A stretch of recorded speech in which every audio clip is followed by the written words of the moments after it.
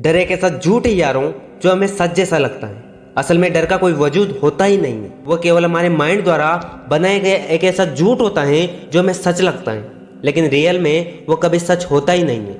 Fear एक 100% imaginary thing है जिसका रियल लाइफ से कोई भी लेना देना नहीं होता। अब सोचने वाली बात यह है कि जो चीज रियल में होती नहीं है उससे हम इतना परेशान क्यों होते हैं। तो अब अपने दिमाग से ये बात तो निकाल ही दीजिए, डर आपका कुछ बिगाड़ सकता है।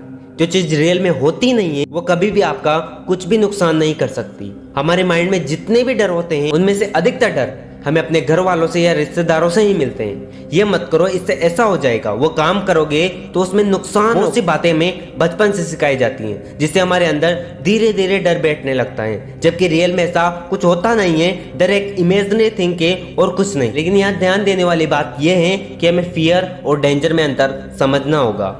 आग में हाथ डालने से हमें डर लगता है क्योंकि ये डेंजर है, ऐसा होना सही है, लेकिन ये डर कि कहीं मैं भविष्य में असफल ना हो जाऊं ये इमेजिनरी थिंग है, इसमें कोई भी रियलिटी नहीं है। अब हम यह तो जान गए कि डर या भय वास्तविक नहीं होता, और जब ये रियल होता ही नहीं है तो डर पर विजय भी बहुत आसानी से हासिल की जा सकती है। आप बड़े से बड़ा लक्ष्य हासिल कर सकते हैं। ध्यान रखिए यारों कि डर से भी सफलता के लिए प्रेरणा हासिल की जा सकती है, क्योंकि कोई भी लक्ष्य बड़ा नहीं, जीता वही है जो डरा नहीं। तो यारों आज मैं इस वीडियो में बताने जा रहा हूँ कि डर को काबू करने के 3 ऐसे तरीके जिनको फॉलो करके आप डर पर जीत हासिल कर सकते हो, खुद को मजबूत बना सकते हो, किसी भी सिचुएशन से बाहर जा सकते हो। तो फर्स्ट नंबर पर आता है यारों फेस द फियर, यानी डर का सामना करो।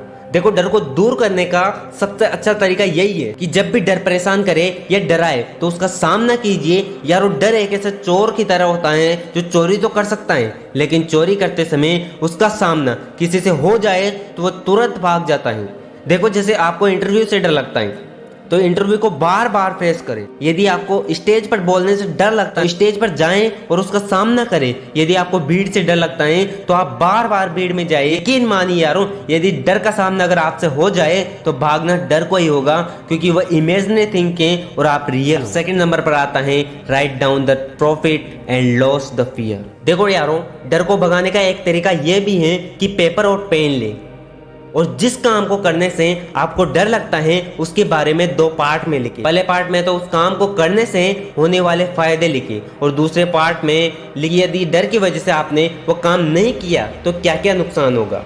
इस तरह से उस काम को करने के फायदे, उस काम को न करने के नुकसान की एक लिस्ट बना ले और बाद में दोनों को काउंट करें। अब यदि फायदे ज्यादा होंगे तो वो आपको मोटिवेट करेंगे कि आप उस काम को करें। सच मानिए यारों कि आपका मोटिवेट होना उस डर को भगा देगा।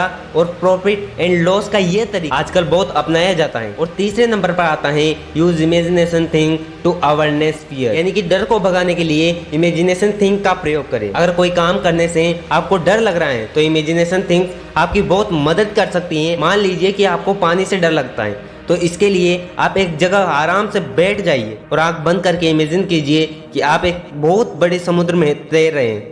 आप खुश हैं और बार बार पानी के अंदर गोता लगाकर बाहर आ रहे हैं, और ऐसा इमेजिन करने से आपका पानी से डर कम होता जाएगा और आप पानी में तैराकी का आराम से आनंद ले सकेंगे। इसी तरह भीड़ के सामने बोलने से अगर आपको डर लगता है तो बार बार इमेजिन कीजिए कि आप लाखों लोगों की भीड़ के सामने बहुत ही कॉन्फिडेंस के साथ बोल रहे हैं और लोग आपसे इंप्रेस हो रहे हैं। इससे आपका फियर बहुत कम होगा। तो दोस्तों, आज के लिए इतना ही, फिर मिलते हैं नेक्स्ट वीडियो में। जय हिंद, जय भारत।